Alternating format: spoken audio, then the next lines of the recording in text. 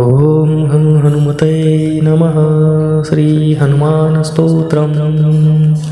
अञ्जनागर्भसम्भूतम् अग्निमित्रस्य पुत्रकं नमामि रामदूतं तं सर्वकामार्थसिद्धये। आदित्यसदृशं बालम् अरुणोदयसम्भवम् नमामि रामदूतं तं सर्वकार्यार्थसिद्धये। इङ्गितज्ञस्य रामस्य दूतकार्यपरायणं नमामि रामदूतं तं सर्वकार्यार्थसिद्धये।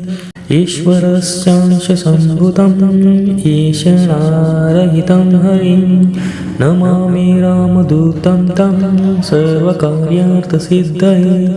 उदधिक्रमणं वीरम् उदारचरितं विभुं नमामि रामदूतं तं सर्वकार्यार्थसिद्धये। उरुवेगोत्थिता वृक्षा मुहूर्तं कपिमन्वयो नमामि रामदूतं तं सर्वकार्यार्थसिद्धये।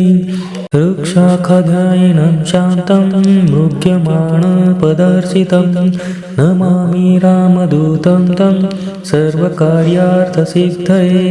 ऋकाराद्यक्षरोत्पत्ति ज्ञानपूरितमानसं नमामि रामदूतं तं सर्वकार्यार्थसिद्धये। ऋलितादिवर्णानाम् उच्चारणविधायकं नमामि रामदूतं तं सर्वकार्यार्थसिद्धये।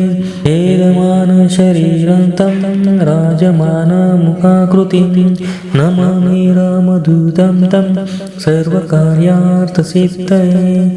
ऐक्षाकुलवीरस्य रामस्य प्रियपात्रकं नमामि रामदूतं तं सर्वकार्यार्थसिद्धये।